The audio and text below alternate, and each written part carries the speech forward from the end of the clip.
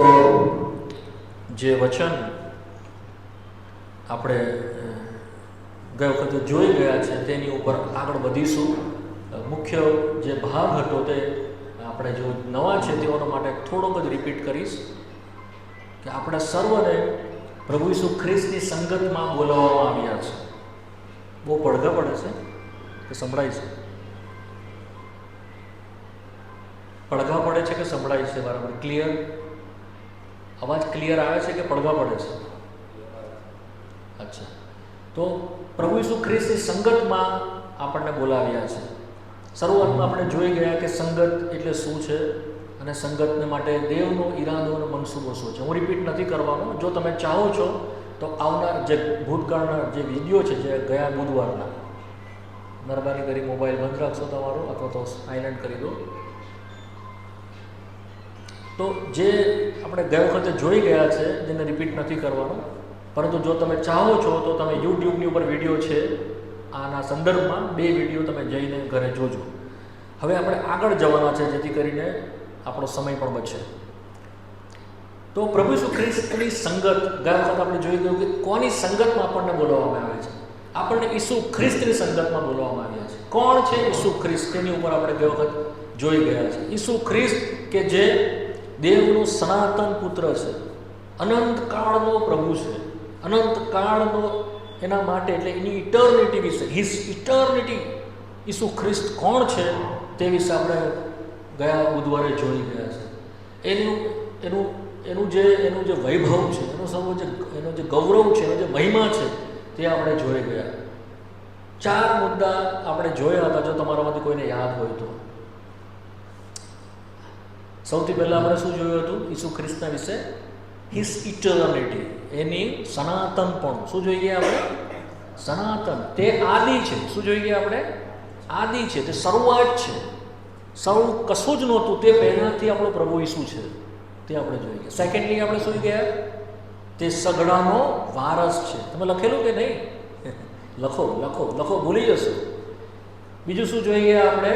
તે સગડાનો વારસ છે. બધું એના માટે બનાવ્યું છે, એનામાંથી, એના માટે, એના દ્વારા સર્વ જે કંઈ પણ છે, દ્રશ્ય કે અદ્રશ્ય, બધું ઈસુ ખ્રિસ્ત માટે બનાવવામાં આવ્યું છે.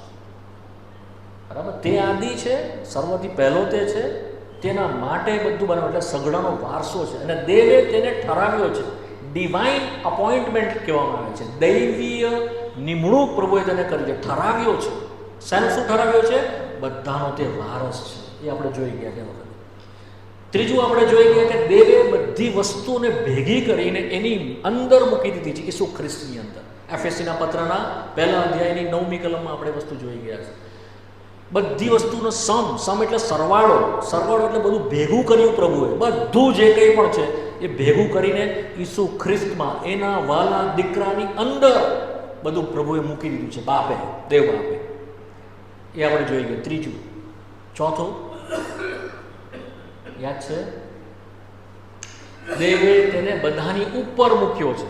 ક્યાં મૂક્યો છે? બધાની ઉપર, સર્વની ઉપર તેને ઉઠાવ્યો છે. સર્વ નામો કરતા એવું શ્રેષ્ઠ નામ આપીને પોતાની જમણી ગમ એટલે પોતાના જમણા હાથ પાસે, મહાન રાજ્યસનના જમણા હાથ પર ઈસુ ખ્રિસ્તને બેસાડ્યો છે. સમજ પડી? 4 જ બાબત જોઈ, બીજી ઘણી છે પણ મેં ખાલી 4 જ તમને કહી હતી. ફરી રિપીટ કરો. શું હતું? પહેલું એનું સનાતનપણું, તે શરૂઆતથી છે. પછી બીજું સગડાનો વારસ છે. Very good. થર્ડ, હા, દેવે બધી વસ્તુઓનો સરવાળો તેની અંદર મૂકી દીધો છે. ચોથું, બધાની ઉપર તેને ઉઠાવેલો છે. યાદ રાખો, ભૂલો નહીં. આ આપણો પ્રભુ ઈસુ છે જેની સંગતમાં આપણને બોલાવાયેલા છે. સમજ પડી? જો આપણને ખબર નથી કે કોણ છે તો એની સંગતનું જે મૂલ્ય છે તે આપણને ખબર નહીં પડે. સમજ પડી? હું કોઈક એવા દેશનું નામ આપું કે જેના પ્રેસિડેન્ટને તમે ઓળખતા નથી, એના પ્રમુખને તમે ઓળખતા નથી, તો તમને એની સંગતના બોલાવવાનું મૂલ્ય નહીં ખબર પડે. ધારો કે હું કહું કે કેનેડાનો જે ટુંડા છે, જેનો પ્રાઇમ મિનિસ્ટર કે પ્રેસિડેન્ટ, જે બી કહો, કેનેડાનો, તો હું તેના વિશે કહું તો તમને કહું કે એ તમને બોલાવે છે તો તમને એનું કંઈ ખબર પડશે નહીં, ફલાણા નામ આપો. પરંતુ જો હું તમને કહું કે નરેન્દ્ર મોદી તમને બોલાવે છે, તો તમને ખબર પડશે એનું મૂલ્ય. કારણ કે તમને ખબર છે કોણ છે. સમજાય વાત? નરેન્દ્ર મોદીને તમે ખબર છે કે કોણ છે, તો એ જો તમને બોલાવે કે તમારે માને મળવા આવવાનું છે, તો તમને શું થશે? એની કિંમત ખબર પડશે ને. સરસ સરસ કપડાં પહેરશો, તૈયાર થશો, ટાઈમ જોશો, ક્યારે જવાનું છે, બધી તૈયારી કરીને વેલ ટ્રેન થઈને નવા કપડાં, બધું તૈયાર થઈને એના માટે જશો. જેને તમે ઓળખતા નથી તેની સંગત કરવાના માટે આપણને મૂલ્ય નથી, આપણને એની કિંમત નથી.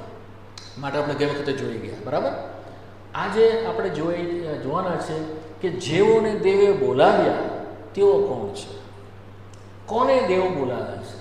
શું જોવાના છે આજે? કોને દેવ બોલાવે છે? શું બધાને દેવ બોલાવે છે? આ પ્રશ્ન થાય. શું બધાને દેવે બોલાવે? શું બધાને દેવ બોલાવે છે?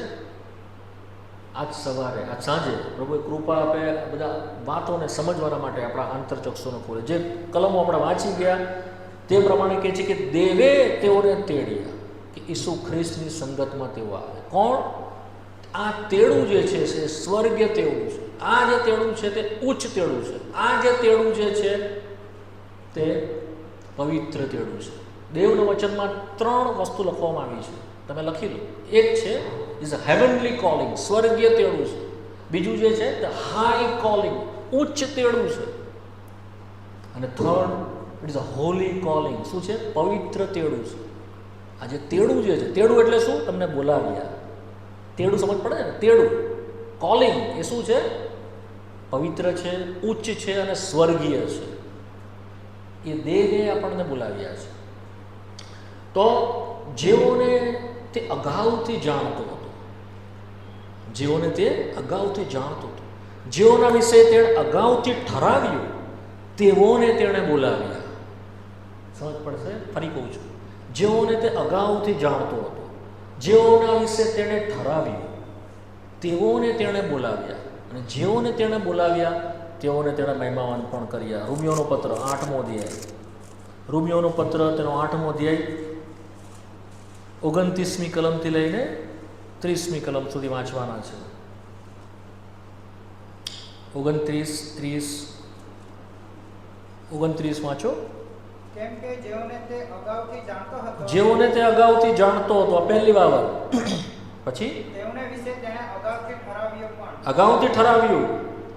પછી હતું કે તેઓ તેના દીકરાની પ્રતિમા જેવા થાય. બરાબર.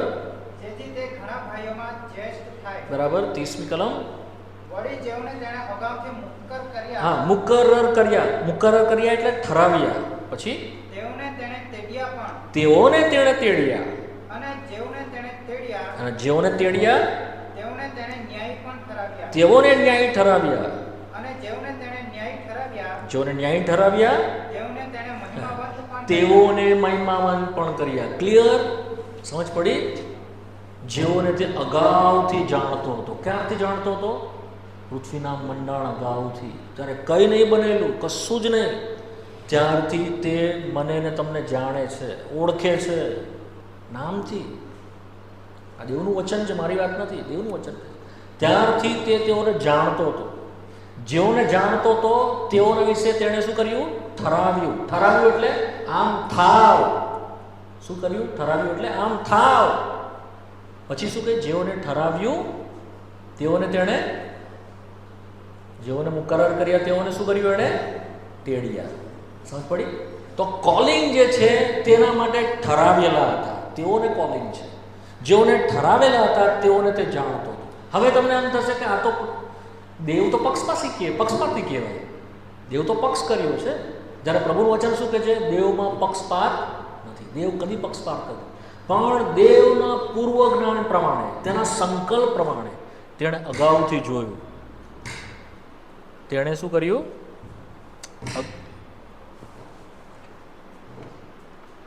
તેણે અગાઉથી જોયું.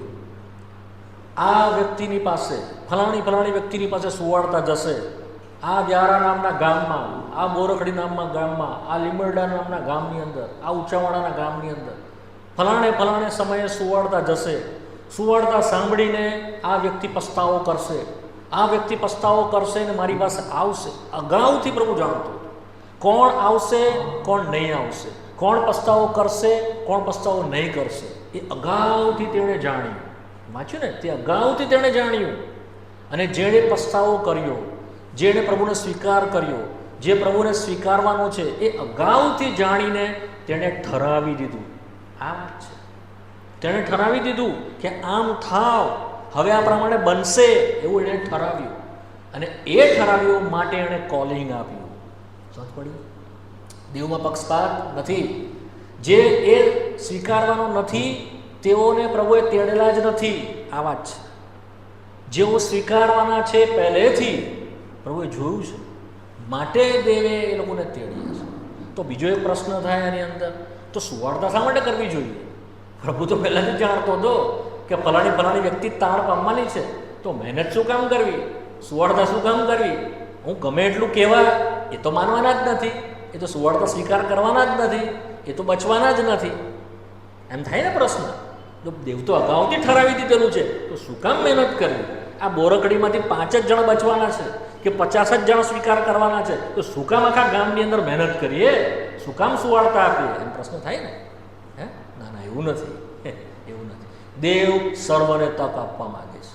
કોઈ પણ તેની આગળ બહાનું કાઢી શકે નહીં. માટે દેવ તો જાણતો હતો, કારણ કે એ પૂર્વજ્ઞાની છે, એ બધું વસ્તુઓ જાણે છે. એના માટે ભૂતકાળ નથી, એના માટે વર્તમાન કાળ બી નથી, એના માટે ભવિષ્ય કાળ બી નથી. એ આપણા માટે છે.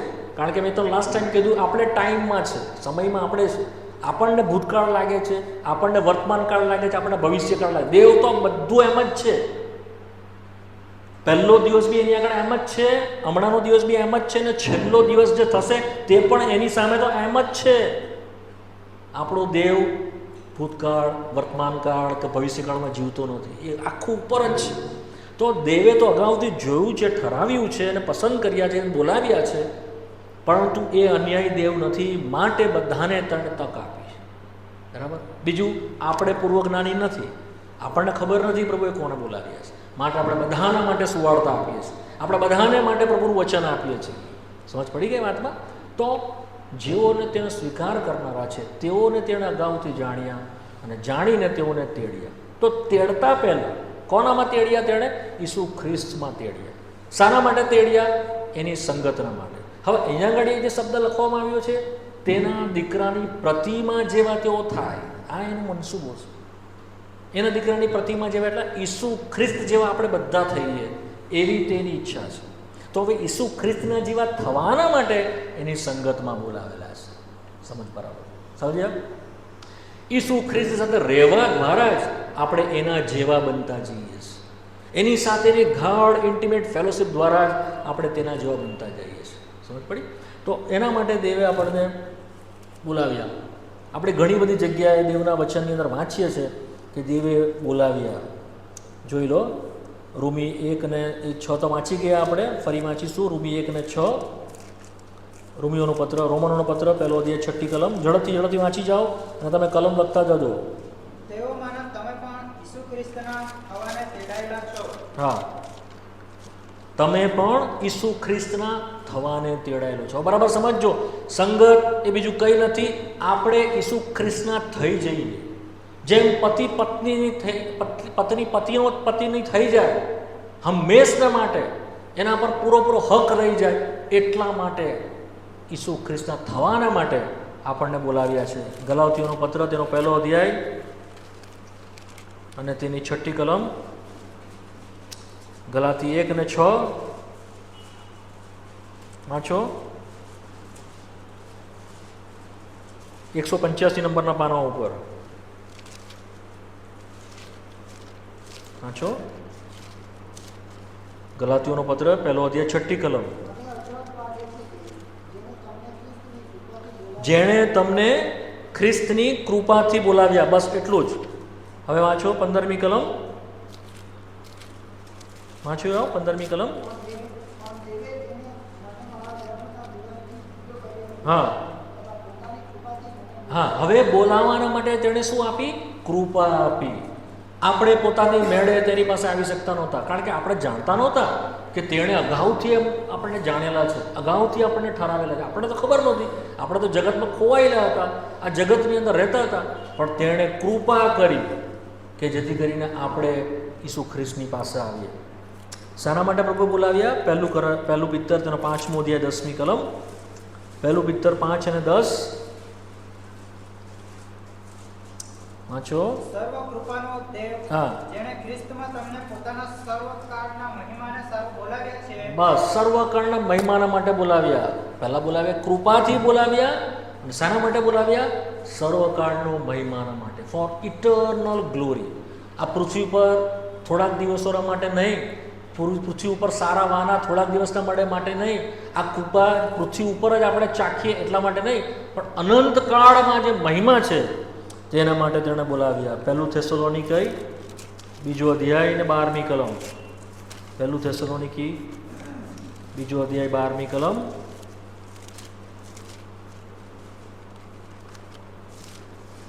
વાંચો 2:12.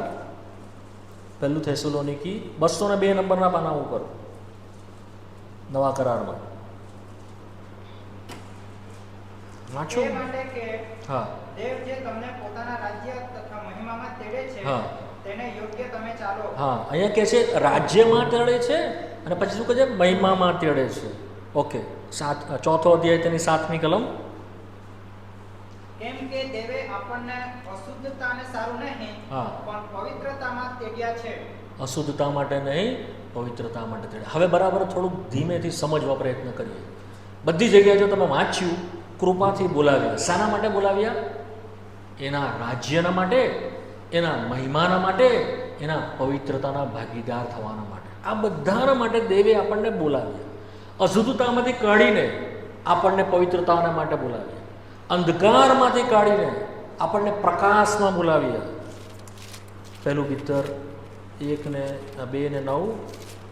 પહેલું પિત્તર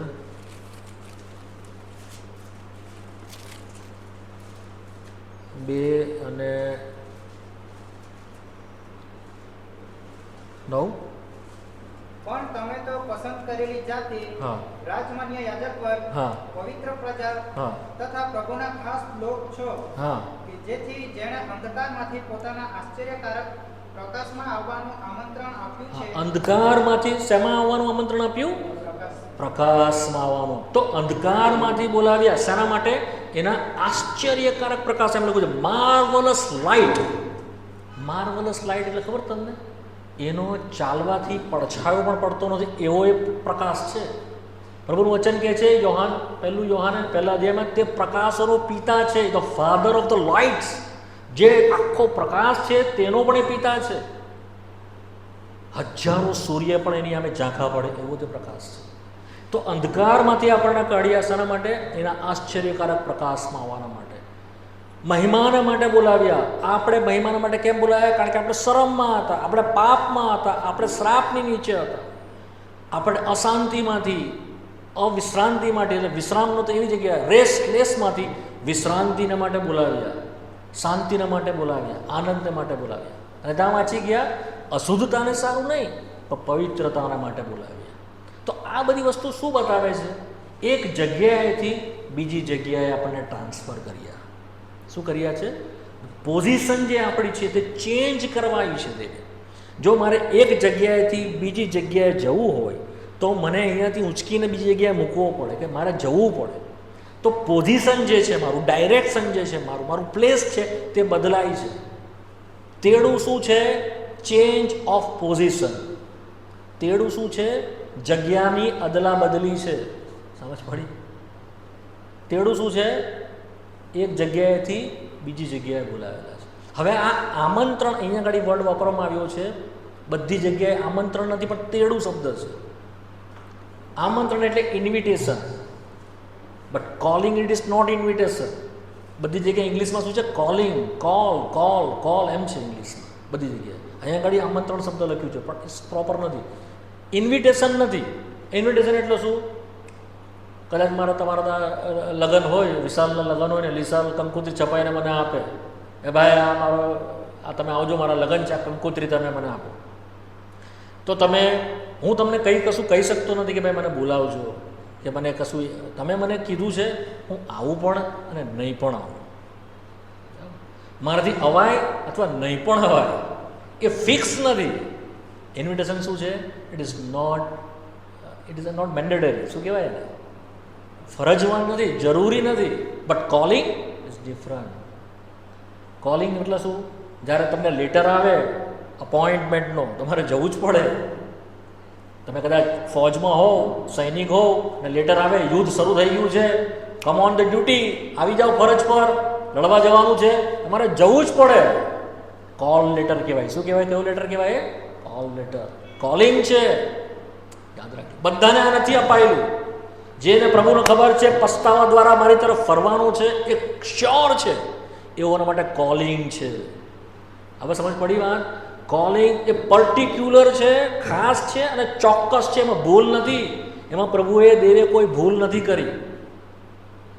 કોલિંગ મિસ થતું નથી. મારો કહેવાનો ઇન્ટેન્સ એ છે. એ પરફેક્ટ છે, કારણ કે અગાઉથી તેણે જોયું છે ને ઠરાવેલું છે. He is appointed. આ પ્રમાણે થાવ અને થશે જ. એ કોલિંગ છે. બી શ્યોર. માટે આજ સાંજે તમારા કોલિંગ વિશે કન્ફર્મ થાવ. મને શું પ્રભુએ બોલાવ્યો? મને પ્રભુએ ખરેખર બોલાવ્યો કે હું ભીડભાડમાં ચાલું છું, ટોળામાં ચાલું છું? આ મિટિંગ હતી, ચાલો જતા રહીએ. પેલી મિટિંગ હતી, ચાલો જતા રહીએ. મને ગમે છે માટે જાઓ, નહીં ગમે નહીં જાઓ. એવી રીતે વાત કન્ફર્મ હોવું જોઈએ. જેમ પાઉલે કીધું, પહેલા ગલાતીના પહેલા અધ્યાયની 15મી કલમ આપણે વાંચી ગયા. મારા માના ગર્ભથી મને અલગ કર્યો, ત્યાંથી એણે મને બોલાવ્યો. ત્યાંથી માના ગર્ભથી મને કન્ફર્મ થયું. તેને પ્રભુએ બોલાવ્યો છે, મને પ્રભુએ તેડું આપ્યું છે મને. તો કદી એ તેડાથી તે ખસ્યો નહીં. માલા વાત જોઈશું આજ સાંજે, જો પ્રભુની ઈચ્છા છે તો આ થોડીક મેં તમને છણાવટ કરી કે વોટ ઇઝ ધ કોલિંગ અને શું છે તેડું અને કોણ તે તેડું આપે છે. આની ઉપર પણ ઘણું બધું મનન થઈ શકે, પણ મેં એને છોડી દીધું. પવિત્ર તેડું છે, ઉચ્ચ તેડું છે અને સ્વર્ગીય તેડું છે. એની ઉપર પણ મનન થઈ શકતે, પણ મેં એને છોડી દીધું. મારે એના ઉપર નથી આપવું આજે. બટ આજ સાંજે જે કેટલાક લોકોને દેવે બોલાવ્યા તેના વિશે આપણે જોઈશું, જેથી કરીને તેઓ એ તેડાને કેવો પ્રતિસાદ આપ્યો, રિસ્પોન્ડ કર્યો અને એ તેડાને વળગી રહ્યા. બે વાત છે. તેડાને રિસ્પોન્ડ કર્યું, તેડાને શું કર્યું? તેઓએ પ્રત્યુત્તર આપ્યો. યસ લોર્ડ, આઈ એમ કમ. યસ લોર્ડ, આઈ એમ કમ. હું આવું છું પ્રભુ. અને છેવટ સુધી વળગી રહ્યા પ્રભુને. કંઈ પણ આવે ખસ્યા નહીં. સૌથી પહેલાં એ પણ જોવા પ્રયત્ન કરીશું વોટ ઇઝ ધ પર્પસ, પણ થોડુંક જ જોઈશું. What is the purpose of this calling, આમાંથી થોડું જોઈશું. બટ જેનો ડીપ મિનિંગ છે તે આજે નહીં પણ પછીથી જોઈશું. સંગતનો શું મતલબ છે? દેવના હૃદયની અંદર જે એની ઝંખના છે સંગતના માટે. ભલા સંગત આપણે એમ સમજીએ છીએ કે આપણા માટે છે. Fellowship is for the lord. આજે એનું ડીપ મિનિંગ નહીં જોઈશું. આવતી વખતે પ્રભુની ઈચ્છા તો નેક્સ્ટ ટાઈમ જોઈશું કે દેવના માટે સંગતનો શું મનસૂબો છે, શું મતલબ છે દેવના માટે. સંગત એ બીજું કંઈ નથી, દેવની હાજરીમાં સંતોષ, the satisfaction in his presence. Satisfaction કોને ખબર છે? દેવને, આપણને નહીં. સમજો, દેવ આપણાથી સંતોષ પામે છે. રેસ્ટ એનો મિનિંગ છે. આપણે તો પામીએ જ છે, પણ સૌથી વધારે દેવ રેસ્ટ પામે છે. જ્યારે તેણે પૃથ્વી બનાવી 6 દિવસ, 7મા દિવસે તેણે વિશ્રામ લીધો. માણસની સાથે, આદમની સાથે. એ આદમવાડીમાં આવતો રેસ્ટ. શત્રુએ બધું ભીન કરી નાખ્યું પાપને લઈને. આખા જગતમાં, આખી પૃથ્વીની ઉપર હવે દેવને એવી જગ્યા નથી કે જ્યાં તેને સંતોષ મળે. કેમ કે પવિત્ર દેવ છે. આખી પૃથ્વી ભ્રષ્ટ થઈ ગઈ, પાપથી ભરાઈ ગઈ. there is no place where Lord find the rest in the man. માણસની સાથે, માણસની સંગતમાં દેવને એ સંતોષ નથી, માટે તેના દીકરાને મોકલ્યો. આ સંગત ઊભી થાય. સમજ પડી? એ સંગતમાં દીકરાની સંગતમાં એના બલિદાનથી સંગત આખી ઊભી કરી તેણે આપણને ખેંચ્યા, એમાં પિતાને સંતોષ છે. માટે પ્રકટીકરણના પુસ્તકમાં લખે છે દેવનું મંડપ માણસોની સાથે. વાંચ્યું છે ને? વાંચી જાય કલમ પ્રકટીકરણનું પુસ્તક 21મો અધ્યાય, રેવલેશન ચેપ્ટર 21 વર્સ 3. પ્રકટીકરણ 21:3 ઝડપથી વાંચો. વળી મેં રાજ્યાસનમાંથી મોટી વાણી એમ બોલતી સાંભળી કે હા જુઓ, દેવનું મંડપ હા માણસોની સાથે છે. હા દેવ તેઓની સાથે વાસો કરશે. દેવ તેઓની સાથે વાસો કરશે.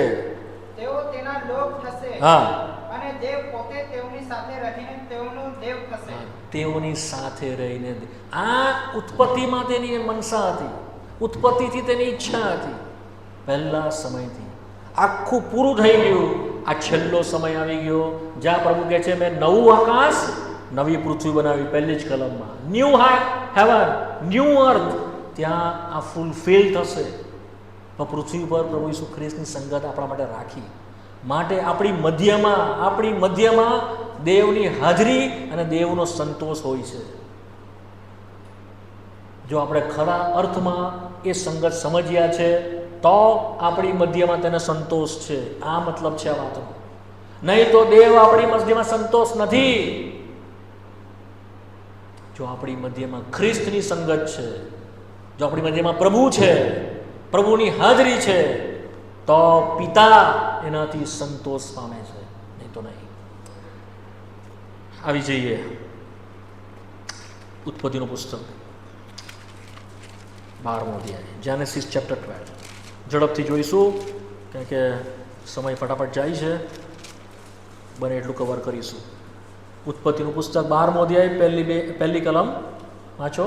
અને યહોવાએ ઇબ્રાહિમને કહ્યું કે હા તું તારો દેશ તથા તારા સગા તથા તારા બાપનું ઘર મૂકીને હા જે દેશ હું તને દેખાડું તેમાં જા. હા અહીંયા આપણે જોઈએ છે ઇબ્રાહિમને સૌથી પહેલાં તેડું આપ્યું. કોને તેડું આપ્યું? ઇબ્રાહિમ. આદમથી લઈને ઇબ્રાહિમ સુધી કેટલા વર્ષ છે ખબર તમને? કેટલા વર્ષ? મેં કીધું જ ઘણી બધી વખત. કેટલા વર્ષ? 2000 વર્ષ. કેટલા? 2000 વર્ષ પછી એક માણસ કે જે મૂર્તિ પૂજક હતો, કાસદીઓના ઉરમાં તે મૂર્તિ પૂજા કરતો હતો, એવું યહોશવાના પુસ્તકના 24મા અધ્યાયની તેની 4થી કલમમાં યહોશવા કહે છે તમારો બાપ કાસદીઓના ઉરમાં મૂર્તિ પૂજક હતો, ત્યાંથી દેવે તેને બોલાવ્યો. શું કર્યો? દેવે બોલાવ્યો. કોણ? એને બોલાવ્યો, હાંક મારીને બોલાવ્યો. શું કીધું પ્રભુએ? તું ઘર મૂકીને જે દેશમાં હું તને દેખાડું તેમાં જા. 12મો અધ્યાયને પહેલી કલમ એ ઇબ્રાહિમને આપેલું બીજું દર્શન છે. કયું દર્શન છે? તો પહેલું દર્શન લખવામાં આવ્યું પહેલું દર્શન ક્યાં લખવામાં આવ્યું છે? પ્રેરિતોનું કૃત્ય તેનો 7મો અધ્યાય. પ્રવૃત્તિઓનું કૃત્યો તેનો 7મો અધ્યાય.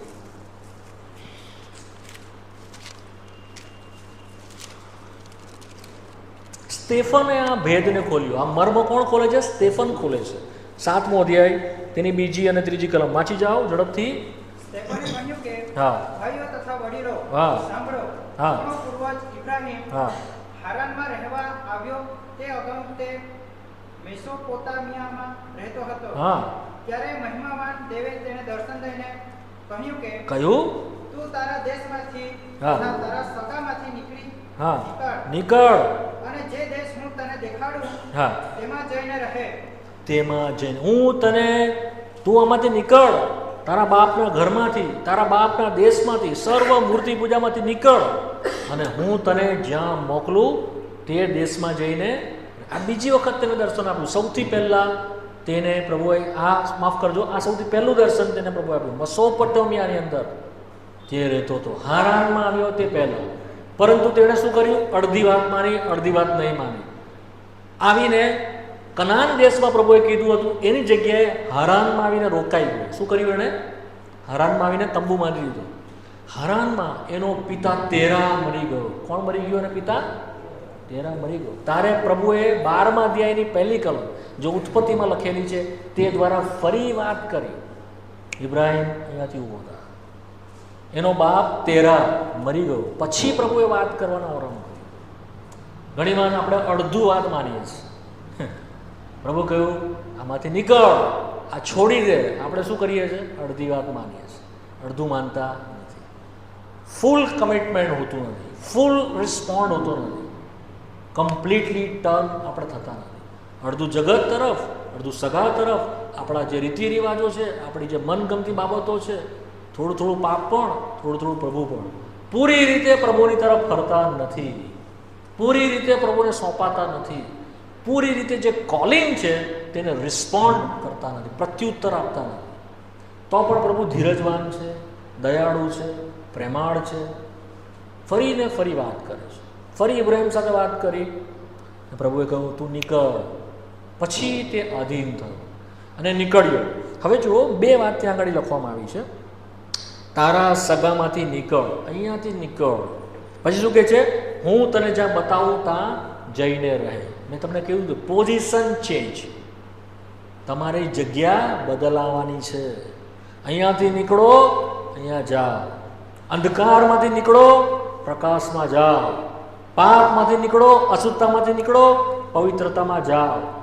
પોતાના નીતિ નિયમો, માણસના બનાવેલા નીતિ નિયમો, માણસની બનાવેલી રીતિ રિવાજોમાંથી નીકળો, દેવના વચનમાં, દેવના ક્રમમાં જાઓ. જગતમાંથી નીકળો, એને મંડળીમાં જાઓ. આ પૃથ્વી પરનું રાજ્ય એટલે ધ અર્થલી કિંગડમ, જેમાં આપણે રોજ ખાઈએ પીએ, નોકરી ધંધો, આ તે, એ બધી ચિંતાઓમાંથી નીકળો અને જે હેવનલી કિંગડમ જે છે, સ્વર્ગીય રાજ્ય, તેમાં જાઓ. આ વાત છે, સમજ પડી? એક જગ્યાએથી નીકળીને બીજી જગ્યામાં. આ તેડું છે. તેડું એટલે બોલાવ્યા, પણ બોલાવીને સાંભળીને બેસી જ રહીએ તો તેડું. તેડું શું છે? બોલાવ્યા. તેડાના માટે શું જરૂરી છે? આધીનતા જરૂરી છે. શું છે? હા, આધીનતા જરૂરી છે. હિબ્રુનો પત્ર 11મો અધ્યાય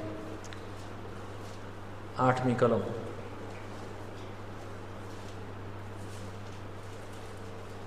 વાંચો. હવે પછી પ્રભુને ઓળખ. હિબ્રુ 11:8, 222 નંબરના પાના ઉપર. વિશ્વાસથી ઇબ્રાહિમ જે સ્થળ વારસામાં પોતાને મળવાનો હતો, હા, ત્યાં જવાનું તેડું મળ્યાથી, ત્યાં જવાનું તેડું મળ્યાથી આજ્ઞાધીન થયો. એટલે પોતે ક્યાં જાય છે, ક્યાં જાય છે? એ ન જાણ્યા છતાં, જે ન જાણ્યા છતાં તે ચાલી નીકળ્યો. પ્રભુ, મને ખબર નથી તું કાં લઈ જશે, મારે શું કરવાનું છે. આ બધું છોડાવી દીધું, ઘર છોડાવી દીધું, સગા છોડાવી દીધા, કેટલી બધી વસ્તુ છોડાવી દીધી, છેલ્લે લોટને પણ છોડાવી દીધો. પ્રભુ, તું લઈ ક્યાં જાય છે મને? કેટલા બધા પ્રશ્ન. તંબુમાં રહ્યો આખા જીવનભર. આપણને પ્રભુ કે સુરત છોડી દે, તો બી પ્રભુ કેમ છોડવાનું? સુરત આટલું ફાઇન છે, અહીંયા સેટલ છે, અહીંયા ઘર, સગા, નોકરી, ધંધો, કમ્પ્લીટ બધું છે. પ્રભુ છોડો શું? આપણે પહેલાં તો માનીએ બી નહીં, વિશ્વાસ બી નહીં કરીએ. મહિમાવન દેવે દર્શન દીધું એને.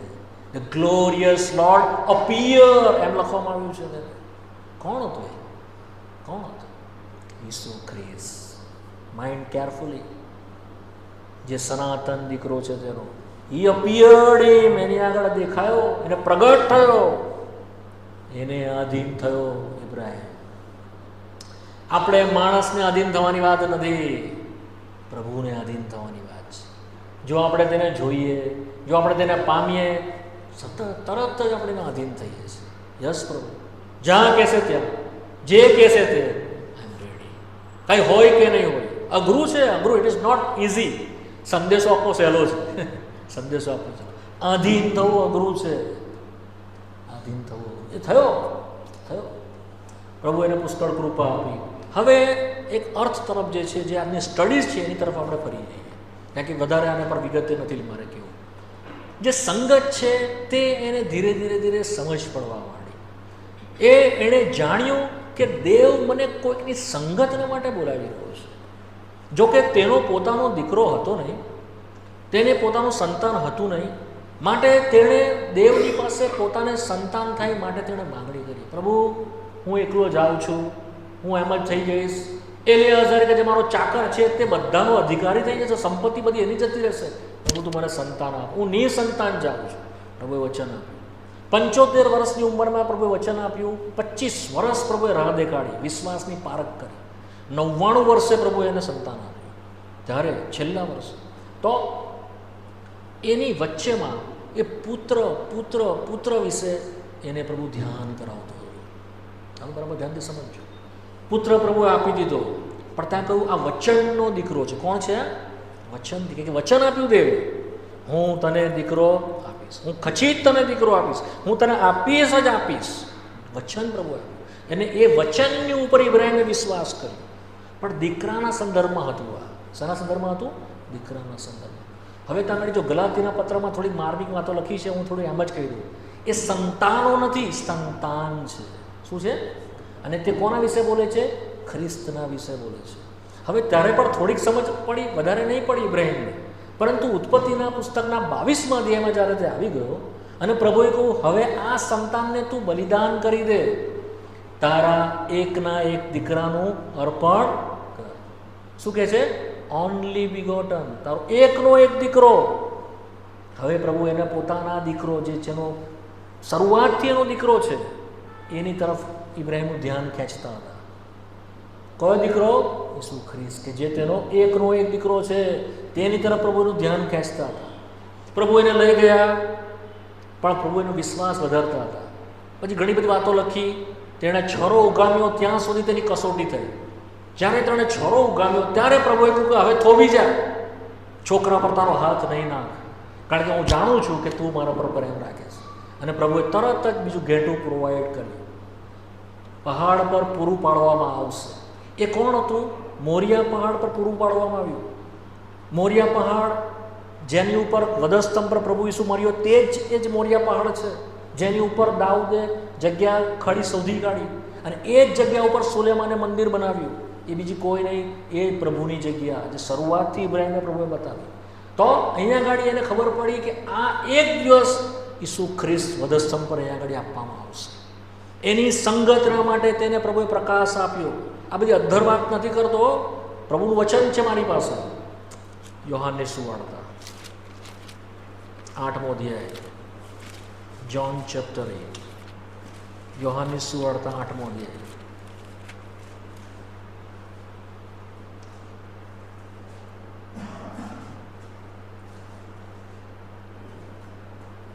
છપ્પનમી કલમ 58મી કલમ 56 થી 58.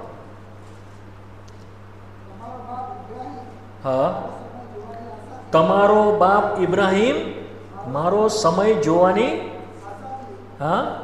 હર્ષ પામ્યો. હર્ષ પામશે એમ નથી લખ્યું, હર્ષ પામ્યો. ભૂતકાળની વાત લખી છે. પછી હા, એણે જોયો અને આનંદ થયો. પછી હા હા હા હા હા હા, ઇબ્રાહિમનો જન્મ થયા પહેલાનો હું છું, હું પહેલાથી છું. ઇબ્રાહિમ મારો દિવસ કે જોવાના એણે અગાઉથી જોયું, અભિવંદન કર્યું અને હર્ષ પામ્યો. ધ માઉન્ટેન મોરિયાના પહાડ પર આખો પ્રકાશ પ્રભુ એને ખોલ્યો કે જે ઘેટું જે છે બીજું કોઈ નહીં, એ જીવતા દીવનો દીકરો છે.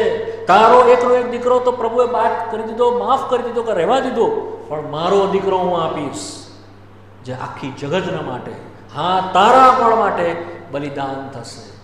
પ્રભુએ ખોલ્યું એ દિવસે અને એની સંગતને ઝંખવા માંડ્યો.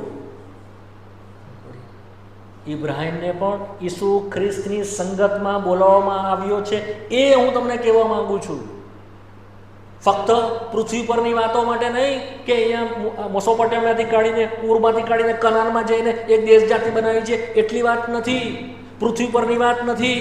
ધ હેવનલી કોલિંગ છે, સ્વર્ગીય તેડું છે, અગાઉથી ઠરાવેલું તેડું છે અને હંમેશા માટે તેડું અપાયેલું છે. ફોર ધ ઇટર્નિટીમાં તમે એની સંગત કરશો. એની કુખમાં હજુ તો ઇબ્રાહિમની કુખની અંદર પ્રભુ ઈસુ ખ્રિસ્ત હતો કે જે મલ્કીસેદેક હતો. એને મળ્યો અને તેણે એને પ્રણામ કર્યું. મલ્કીસેદેકના ધારા પ્રમાણે તું સનાતન યાજક છે. કોણ હતો એ? ઈસુ ખ્રિસ્ત હતો. સમજ પડી વાત? શરૂઆતથી પ્રભુએ એને પ્રગટ કર્યો. એની સંગત જોઈને તે આનંદ પામ્યો, હર્ષ પામ્યો. એની સંગતને તે ઈચ્છતો હતો. કોણ? ઇબ્રાહિમ. સમજ પડી? તો એ સંગતને બની રહ્યો. એણે કદી પછી એના પર ધ્યાન ખસેડ્યું નહીં. હિબ્રુઓના પત્રના 11 અધ્યાયમાં થોડી કલમ વાંચી જઈએ ઝડપથી, પછી આગળ જતા રહીશું. હિબ્રુ 11 વાંચો. હવે પાછી 8મી કલમથી વાંચો. 8મી તમે વાંચો, 9મી હું વાંચીશ. વિશ્વાસથી ઇબ્રાહિમ જે સ્થળ વારસામાં પોતાને મળવાનું હા. હતું ત્યાં જવાનું તેડું મળ્યાથી હા. આજ્ઞાધીન થયો. હા.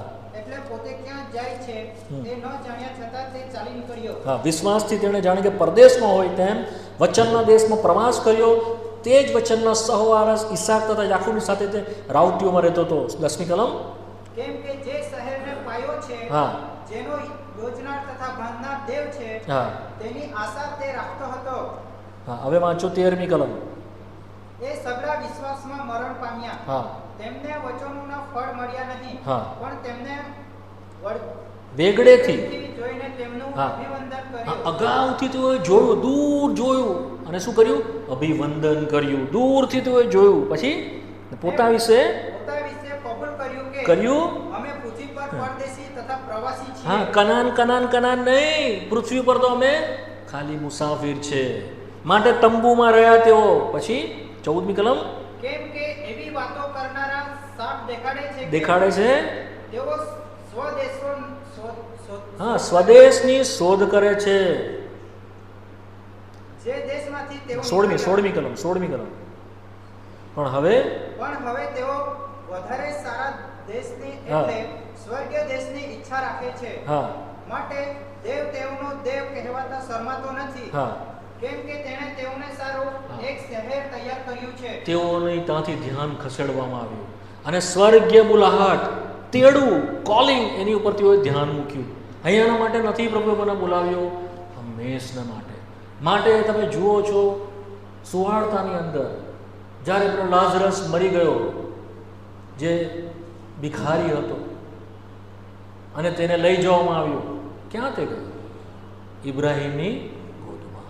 ઇબ્રાહિમની ફાધર ઓફ ફેથ, વિશ્વાસનો પિતા. What wonderful thing is, important જે છે ઈસુ ખ્રિસ્તની સંગતમાં તે હતો. માટે આપણે વાંચીએ છીએ ઉત્પત્તિના પુસ્તકના 18મા અધ્યાયની અંદર. હવે થોડોક તાબી રહસ્ય છે, તમે સમજી જાઓ. ઉત્પત્તિનું પુસ્તક તેનો 18મો અધ્યાય,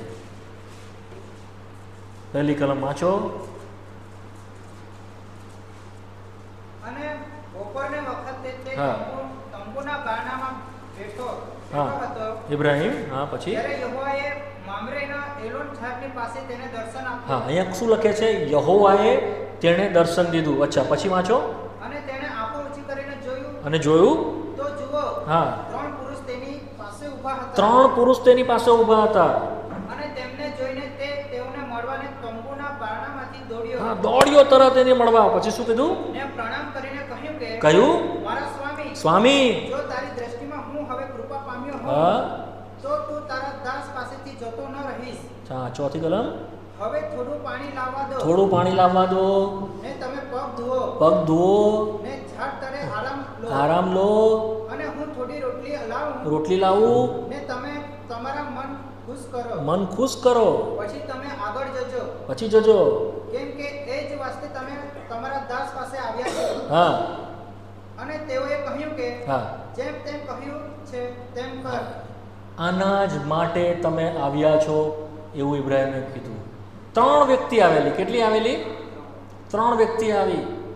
તંબુમાં બેઠેલો, ભયંકર તાપ, દુઃખોમાં, તકલીફમાં, છોકરા નથી, સંતાન નથી, વચન આપ્યું 75 વર્ષમાં, હજુ સુધી સંતાન થયું નથી, કસોટી થઈ રહી છે, પરીક્ષા થઈ રહી છે, હૃદય ભારે ભારે. આપણને તો પ્રભુએ કીધું હોય કે તમને એક હું આપીશ, અઠવાડિયામાં નહીં મળે, મહિનામાં નહીં મળે, ધમ પછાડા કરી નાખીએ. વર્ષમાં નહીં મળે તો ભૂલી બી જઈએ પ્રભુને, છોડી પણ દઈએ. 25 વર્ષ તંબુમાં બેઠેલો, દુઃખી હૃદયથી, ઘરડી વ્યક્તિ છે, જવાન નથી, બધું મૂકીને આવેલી છે, છોડીને આવેલી છે. શું કહે છે? પ્રભુને જોયો, દોડીને ગયો. થોડું પાણી લો, રોટલી લો, આરામ કરો, રેસ્ટ. શું કહે છે? રેસ્ટ લો. 2000 વર્ષ પછી કોઈ એવી વ્યક્તિ મળી પ્રભુને કે જેમાં પ્રભુ રેસ્ટ કરી શકે. કોઈ બીજું નહીં મળ્યું. આદમથી લઈને ઇબ્રાહિમ સુધી કોઈ નહીં કે જેણે પ્રભુને કીધું પ્રભુ તું રેસ્ટ કર. મેં એ જ તમને કીધું, સંગત બીજું કંઈ નથી જ્યાં પ્રભુને સંતોષ રેસ્ટ મળે. What a man this is. કેવો અદ્ભુત માણસ. 3 વ્યક્તિ આવેલી, શેના માટે આવેલી? સદોમ ગમોરાના નાશને માટે આવેલી. કેમ આવેલી? 19મો અધ્યાયમાં આપણે વાંચીએ, સદોમ ને ગમોરાના માટે આવેલી. પણ રસ્તામાં થોભી ગઈ. રસ્તામાં ઇબ્રાહિમના ત્યાં જઈશું, ઇબ્રાહિમના ત્યાં થોભીશું, ઇબ્રાહિમ સાથે વાત કરીશું, જે કરવાના છે સદોમમાં એને કહીશું. શું કરીશું? એને કહીશું. પછી બધી ઘણી વાતો છે, છોડી દઈએ આપણે. 22મી કલમ,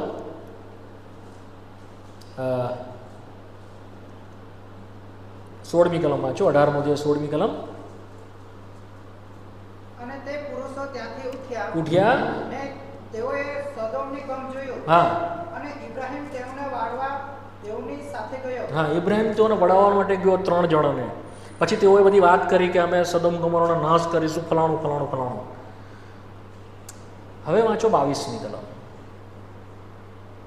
અને તે પુરુષો ત્યાંથી વળીને સોદોમ ભણી ગયા. 22મી. હા હા, વાંચો. પણ ઇબ્રાહિમ યહોવાની આગળ હજુ ઊભો રહ્યો. હા, હવે વાંચ્યો તો યહોવા એક ઊભો રહી ગયો હતા. ઓકે, હવે 19મી કલમનો અધ્યાયનો પહેલી કલમ. 19મો અધ્યાય પહેલી કલમ. પછી સદોમમાં સાંજે એ 2 દૂત આવ્યા. હા, અને લોત સદોમની ભાગળમાં બેઠો હા. હતો. અને લોત તેમને જોઈને મળવા ઉઠ્યો. હા. 18મો અધ્યાય ને તેની 33મી કલમ પણ વાંચો, છેલ્લી કલમ. અને યહોવા ઇબ્રાહિમની સાથે વાત પૂરી કરીને ચાલ્યો ગયો. હા. અને ઇબ્રાહિમ પોતાને ત્યાં પાછો આવ્યો. હવે સમજજો બરાબર ધ્યાનથી. 3 વ્યક્તિ આવેલા. એક લખે છે યહોવા અને બીજા કોણ છે? 2 દૂત છે. કોણ છે? બરાબર સમજજો, બરાબર ધ્યાનથી સમજજો. 3 વ્યક્તિ આવી. એક કોણ છે? યહોવા, જે ત્યાં ઊભી રહી ગઈ. કોની સાથે વાત કરવા માટે?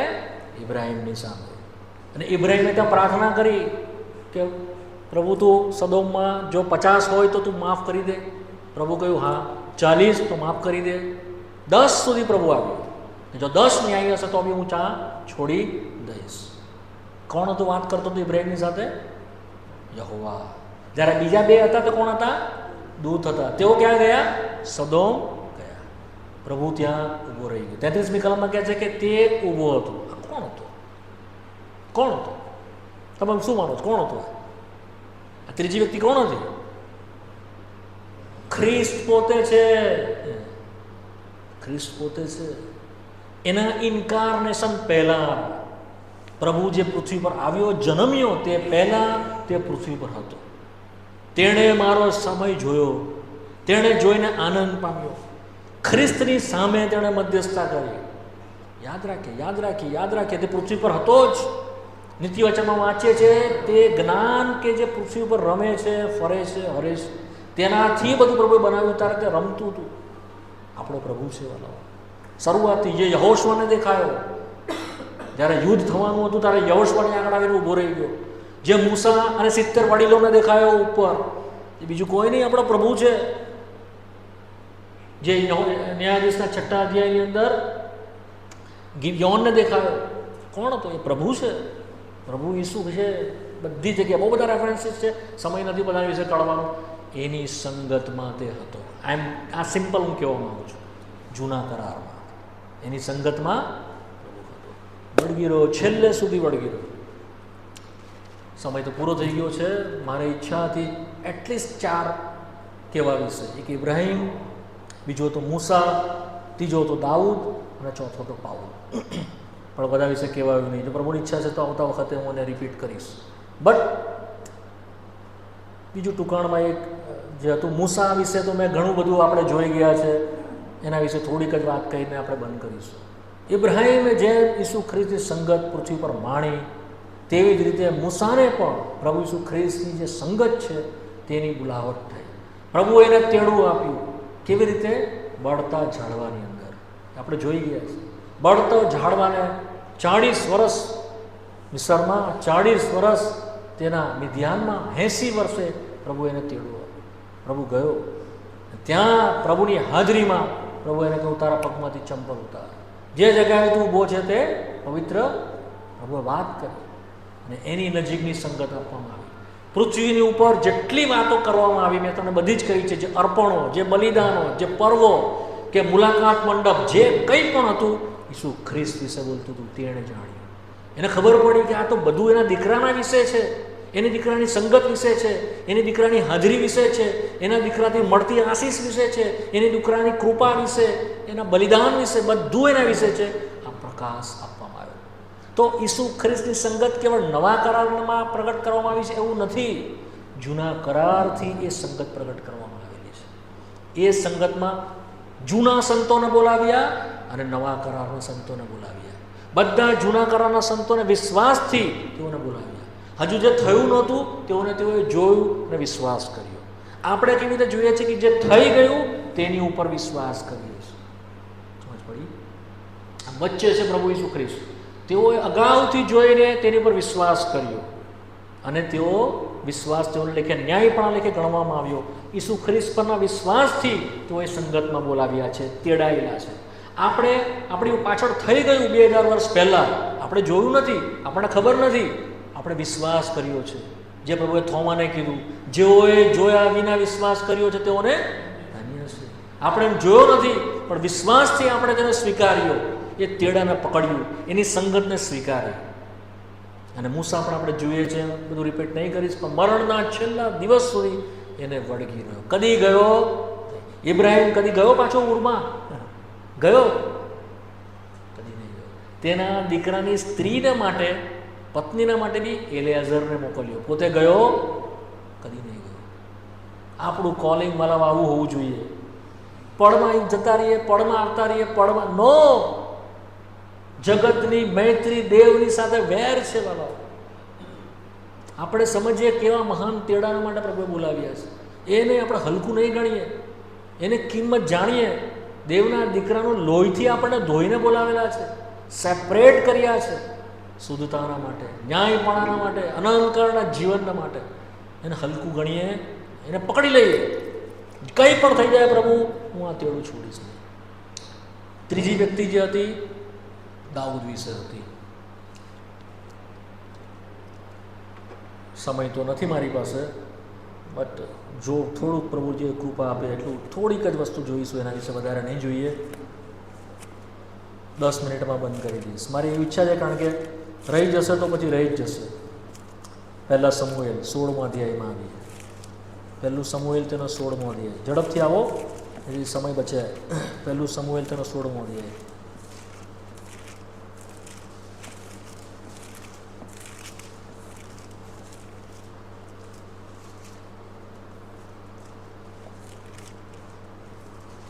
અગિયારમી કલમ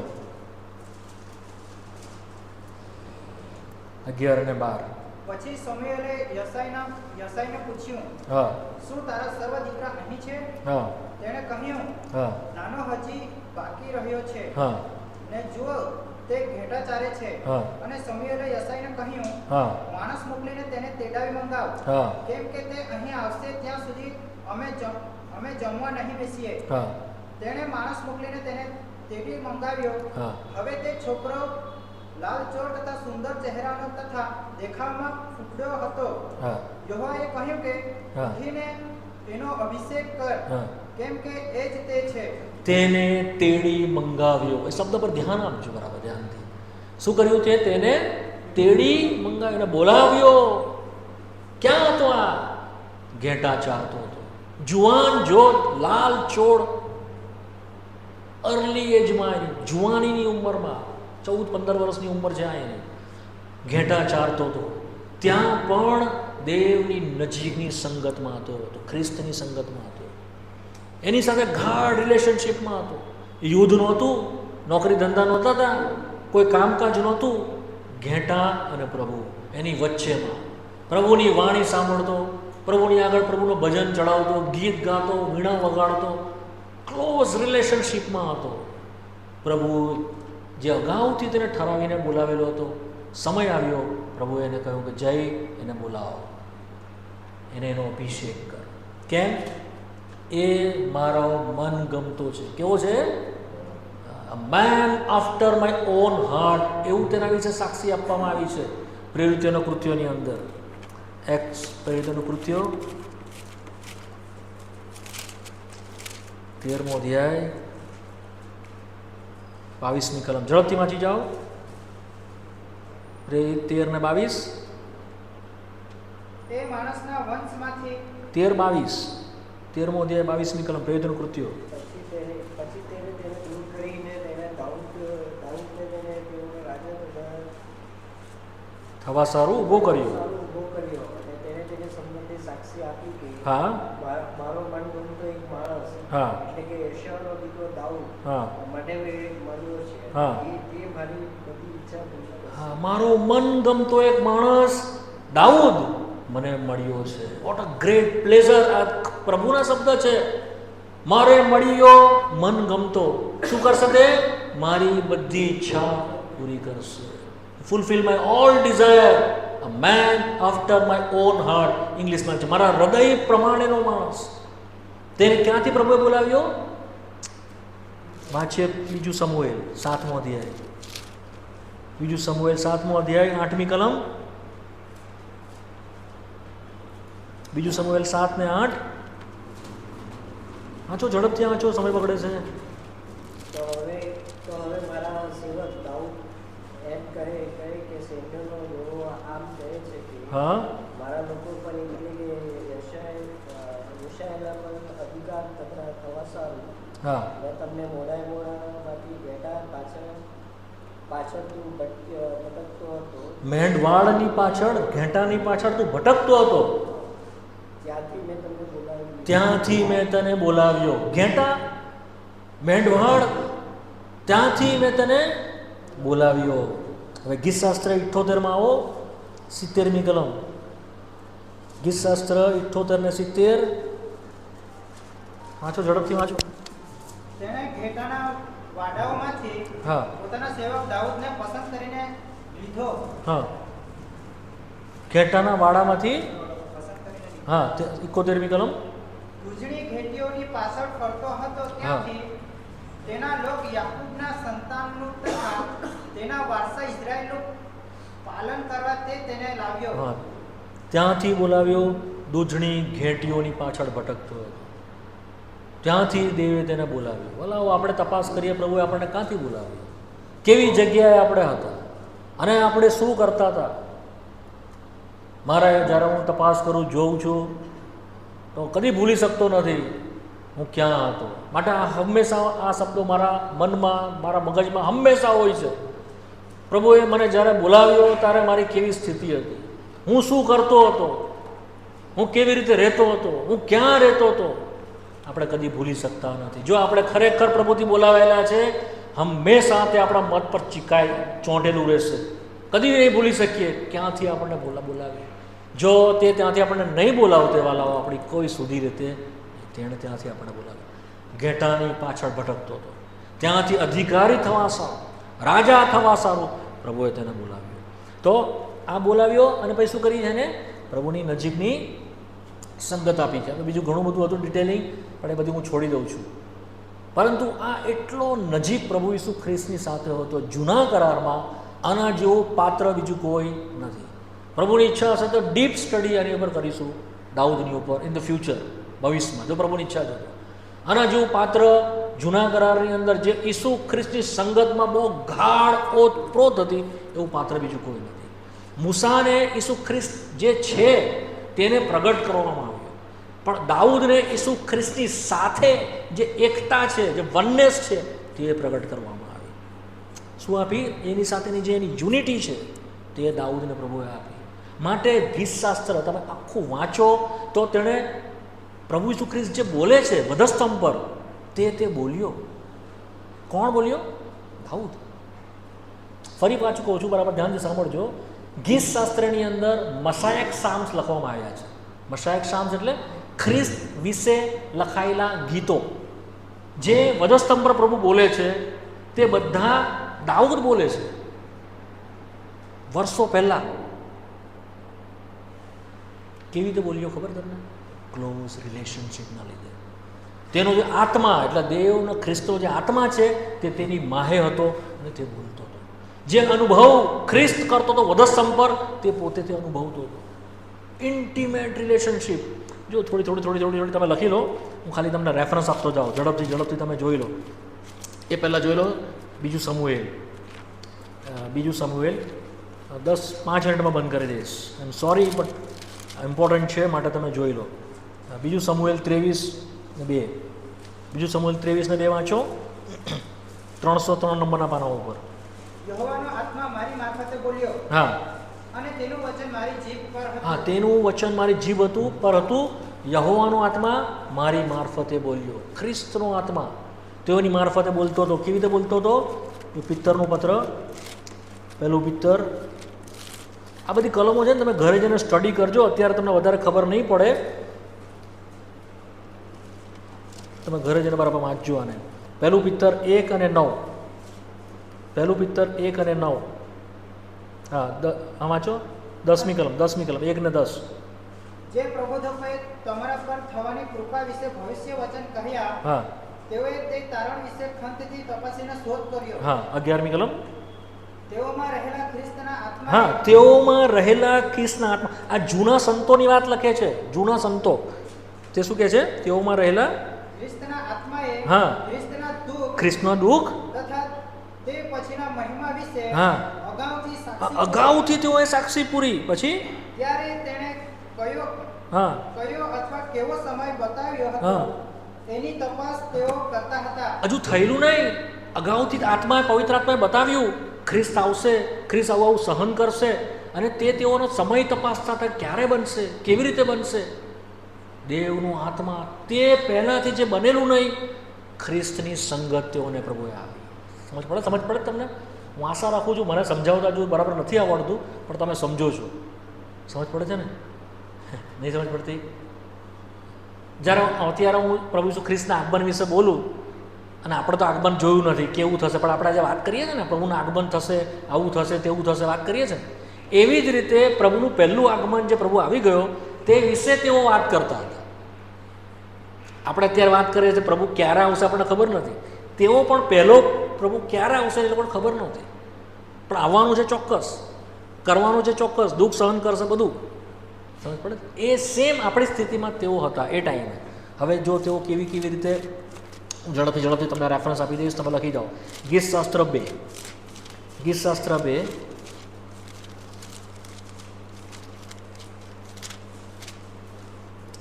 તેની 7મી કલમ. ગીતશાસ્ત્ર 2 અને 7. યહોવા ઉઠ, હે મારા ગીતશાસ્ત્ર 2 અને 7. બીજો અધ્યાય 7મી કલમ. યહોવા ઉઠ. ક્યાં સર? જો ગીતશાસ્ત્ર બીજો અધ્યાય હું તો એ ઠરાવ જાહેર કરીશ.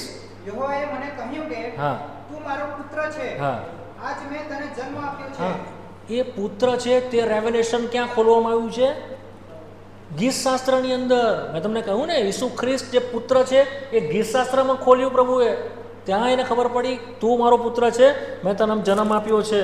હવે જોઈ લો 8મો અધ્યાય. તમે લખતા જાઓ ફટાફટ, પછી તમારી સમયમાં વાંચજો. બીજી કલમ 8 ને 2.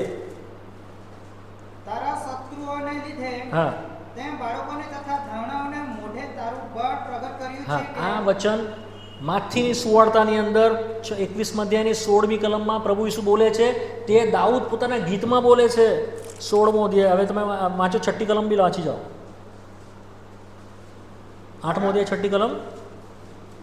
તારા હાથના કામ પર તે તેને અધિકાર આપ્યો છે. હા, તેના પગ તળે તે સગડું મૂક્યું છે. હા, તેના પગ તળે તો સગડું મૂક્યું છે. કોના પગ તળે?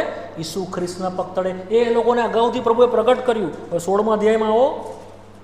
16મો અધ્યાય 8મી કલમ. 16મો અધ્યાય 8મી કલમ. મેં મારી સમ્મુખ યહોવાને નિત્ય રાખ્યું છે. હા, તે મારે જમણે હાથે છે. હા. આ પ્રેરિતોના કૃત્યની અંદર લખવામાં આવેલી કલમ છે. તે દાઉદ બોલે છે, અગાઉથી બોલે છે. અચ્છા, 22મો અધ્યાયમાં આવો. ગીતશાસ્ત્ર 22 પહેલી કલમ. હે મારા દેવ, હા, મારા દેવ, હા. તે મને કેમ ત્યજી દીધો હે મારા દેવ તું મને કેમ તજી. આ શબ્દો કોણ બોલે છે? ઈસુ ખ્રિસ્ત બોલે છે. ક્યાં? વધસ્તંભની ઉપર. દાઉદ વર્ષો પહેલા તે વિશે બોલે છે. એ ફીલ કરતો હતો, અનુભવતો હતો. જે ઈસુ ખ્રિસ્ત અનુભવે છે તે અનુભવતો હતો. જો તમે 6મી કલમ 7મી કલમ વાંચો. જેઓ મને જુએ છે હા. તેઓ બધા મારી હસી કરે છે. હા, 8મી કલમ. તું પોતાના યહોવાના હાથમાં સોંપ, હા તે તને છોડાવે. હા, 18મી કલમ. તેઓ મહે મારા લુગડા વહેંચી લે છે, મારા ઝઘડા. હા, અને મારા જબ્બાના માટે તેઓ ચિઠ્ઠી નાખે મારા છે. જબ્બાના માટે ચિઠ્ઠીને અક્ષરશઃ જે વધસ્તંભ પર પ્રભુએ થયું તે બધું ત્યાં આગળ તેને કહેવામાં આવ્યું. હવે આવી જાઓ 34મો અધ્યાય, આ 20મી કલમ. તે તેના સર્વ હાડકાનું રક્ષણ કરે છે. હા, તે તેના સર્વ હાડકાનું એક કે હાડકું ભાંગવામાં આવ્યું નહીં. તે પણ શાસ્ત્ર. આ દાઉદના ગીત છે. આ બધા હું તમને જે કહું છું દાઉદના ગીત છે. દાઉદ તે વિશે બોલતો હતો, તે વિશે હું તમને કહી રહ્યો છું. 35મો અધ્યાય તેની 19મી કલમ વાંચો. જેઓ ગેરવાજબી રીતે મારા શત્રુઓ થયા છે, હા તેઓ મારા ઉપર આનંદ ન કરો.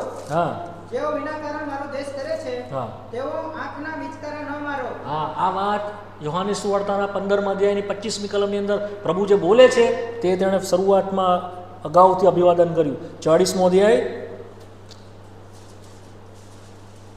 7મી 8મી કલમ. 7મી કલમ એક જ વાંચો, સમય નથી. તેથી મેં કહ્યું, હા. જો હું આવ્યો છું, હા પુસ્તકમાં મારે વિશે લખેલું છે કે હા હે મારા દેવ, હા. તારી ઈચ્છા પ્રમાણે કરવાને હું રાજી છું. તારી ઈચ્છા પૂરી કરવાની હું રાજી છું. તારી ઈચ્છા પૂરી કરવાના હું આવ્યો છું.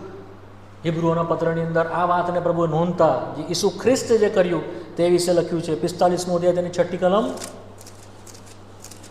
હે દેવ, હા તારું રાજ્ય સનાતન છે, હા તારો દંડ તે યથાર્થ રાજદંડ છે. હા, આ પણ હિબ્રુઓના પત્રના પહેલા જ અધ્યાયમાં લખવામાં આવ્યું, હે દેવ તારું રાજ્ય સનાતનનું છે. આ પુત્ર જે પ્રભુ ઈસુ ખ્રિસ્તના વિશે, પ્રભુ ઈસુ ખ્રિસ્ત જે કરવાનો છે, પ્રભુ ઈસુ ખ્રિસ્તનું જે રાજ્ય છે, પ્રભુ ઈસુ ખ્રિસ્ત જે ઘેટાપડક છે, ગીતશાસ્ત્ર 23, ગીતશાસ્ત્ર 24 પ્રભુ ઈસુ ખ્રિસ્ત મરણ માટે ઊભો થશે, ગીતશાસ્ત્ર 25 પ્રભુ ઈસુ ખ્રિસ્ત ફરીને પાછો લેવામાં આવશે પાછો. એ 3 વાત દાઉદ બોલે છે, લખે છે. અમેઝિંગ. કેવી રીતે દાઉદ આ બધું બોલે છે, કેવી રીતે બધું લખે છે, એને કેવી રીતે ખબર પડી? ગીતશાસ્ત્ર 69 21મી કલમ. 69 21. વળી તેઓએ મને ખાવા સારું પિત્ત આપ્યું. હા, તેઓએ મને પિત્ત આપ્યું. અને મને તરસ લાગતા તેઓએ સરકો પાયો. હા, મને તરસ લાગતા તેઓએ સરકો. આ છેલ્લું ભવિષ્ય વચન જે વધસ્તંભ પર પ્રભુનું હતું તે પૂરું થાય માટે વાંચે છે યોહાની સુવાર્તાના લગભગ 19મા અધ્યાયમાં. શાસ્ત્ર વચન પૂર્ણ થાય માટે તેણે કહ્યું મને તરસ લાગી છે, અને તેઓએ સરકો ભેળવીને, પિત્તવાળો સરકો ભેળવીને તેને પીવાના માટે તેને આપ્યો. એક વાત એની સંગતમાં રહેવાના કારણે તે જોતો, સમજતો, સાંભળતો. સમય નથી વધારે ડિટેલમાં હું તમને આ વિશે કહેવા માંગતો. પ્રભુની ઈચ્છા હશે તો બીજી વખત આને આગળથી થોડું જોઈશું. કહેવાનો મારો જે મૂળ આશય કે ભાવાર્થ છે, એની નજીકની સંગત જૂના કરારના સંતોને પ્રભુ ઈસુ ખ્રિસ્તે આપી, જેઓને તેને તેડ્યા. એ જ સંગત આપણને નવા કરારના સંતો તરીકે આપી છે. આપણે તેની ડીપ રિલેશનશીપમાં આવીએ. ડીપ રિલેશનશીપનો મતલબ શું છે ખબર છે? જે દાઉદમાંથી જોયું, જે ઇબ્રાહીમમાંથી જોયું. દેવના મનમાં શું છે, દેવના વિચારમાં શું છે, દેવ શું કરવાનો છે તે ખબર પડવા માંડી આ લોકોને. પ્રભુ કેવું રીતે દુઃખ ભોગવશે, પ્રભુ શું કરશે, એ બધું તો અનુભવવા માંડ્યું. આપણને ખબર પડે છે આપણને સંગતમાં. પ્રભુના મનમાં શું છે ખબર પડે છે આપણને. શું આપણે શોધી કાઢીએ છીએ મારા પ્રભુના મનમાં શું છે? નથી ખબર પડતી. બીજા સમુએલના 7મા અધ્યાયની અંદર દાઉદના મનમાં એ મનસા આવી કે હું મારા દેવને માટે ઘર બનાવું. હું મહેલમાં રહું છું અને દેવનો કોષ કનાતોમાં રહે છે. એણે ઈચ્છા પ્રગટ કરી. નાથાએલ પ્રબોધકની આગળ દેવને જેને કીધું હોય, દેવે મોકલ્યો નાથાએલ પાછો. શું મેં કોઈને કીધું? શું આજ સુધી મેં કોઈને કીધું કે મને ઘર જોઈએ છે? મેં કોઈને નથી કીધું. આને કેવી રીતે ખબર પડી ગઈ? દાઉદને કેવી રીતે ખબર પડી ગઈ? દેવને ઘર જોઈએ છે, દેવને ઘરમાં સંતોષ મળશે, બીજા કોઈને ખબર જ નહીં પડી. આટલા બધા સંતો આવી ગયા, આટલા બધા સેવકો આવી ગયા, બીજુના કોઈને ખબર જ નહીં પડી. એણે ઘર બનાવ્યું સુલેમાનની મારફત. સમજો મારી વાત, તમે સમજ પડવી જોઈએ આ બધી વાતો. સંગતનો અર્થ એ નથી આવીએ ભેગા મળીએ ગીત ગાઈ જઈએ, નો. ફેલોશિપ, સંગતનો મતલબ છે એના મનમાં શું છે આપણને ખબર પડવી જોઈએ. મારા માટે એના મનમાં શું છે, શું તે ચાહે છે મારી પાસેથી, શું તે માંગે છે મારી પાસેથી, મારે કેવી રીતે તેના માટે જીવવાનું છે. આ પૃથ્વી પર, પૃથ્વી પછી, આ પૃથ્વી પર, પૃથ્વી પછી. પ્રભુ કરે વાલાઓ આપણી આંખોને તે ખોલે, આપણી સંગત જે છે તે વાસ્તવિક બને. જ્યારે જ્યારે ઘૂંટણ પર રહીએ છીએ, પ્રાર્થના કરીએ છીએ, વચનમાં રહીએ છીએ, ત્યારે આપણને એનું મન ખબર પડવી જોઈએ, એનું મન ખોલવું જોઈએ. અમને તો ઈસુનું મન છે એવું કહે છે પાઉલ. અમને ખબર પડે છે, પ્રભુની ઈચ્છા સુધી જોઈશું પાઉલ વિશે બી નેક્સ્ટ ટાઈમ. આપણને એનું મન ખબર પડવી જોઈએ. સંગતનો આશય બીજો કોઈ નથી, પ્રભુના મનમાં આપણા માટે શું છે આપણને ખબર પડે. જો એ તમે જાણી જશો ને તો તમને શું જોઈએ છે ભૂલી જશો તમે. મને મને મને મને આ જોઈએ, મને પેલું જોઈએ, મને ઠીક છે, આપણી જરૂરિયાત છે. હું અભિમાન નથી કરવા માંગતો ને આ કહેવા નથી માંગતો, કદી કહેતો નથી, પણ તમને ઉત્તેજન મળે માટે હું કહું છું. મેં કદી પણ પ્રભુની પાસે કંઈ જ માંગ્યું નથી, કંઈ જ નહીં. આ મને કહેવાનું બહુ સારું નથી લાગતું, પણ તમને ઉત્તેજન મળે માટે હું કહું છું. મેં કદી જ નહીં માંગ્યું પ્રભુ પાસે મને આ આપો કે તે આપો, કદી જ નહીં. એણે આપ્યું એની પ્રસન્નતામાં, એની ઈચ્છા હતી. તમે પણ આ જ કરો. ડોન્ટ આસ્ક એનીથિંગ, એ આપશે. એને ખબર છે શું જોઈએ આપણે. પ્રથમ તેને શોધો, તેનું રાજ્યને શોધો, એ સગડાવાના તમને આપોઆપ શોધીએ. પ્રભુને શોધીએ વાલો, એને ઝંખીએ. આ પૃથ્વી પર જો તમે એને પકડી લેશો ને તો તમારું જીવન પૂરું થઈ જશે ને. આખો જીવન જ તમારું બદલાઈ જશે. તમે દેવના સંકલ્પમાં આવી જશો અને જે કંઈ તમે અહીંયા કરશો અનંતકાળમાં એ લેખી લેવાશે. આજે દાઉદ માટે વાત કરીએ છીએ, દાઉદને ખબર હતી કેટલો મોટો ભાગ પ્રભુ એને આપ્યો. એના કુળમાં, એના ઘરમાં ઈસુ ખ્રિસ્ત આવ્યો. પ્રાર્થના કરીએ.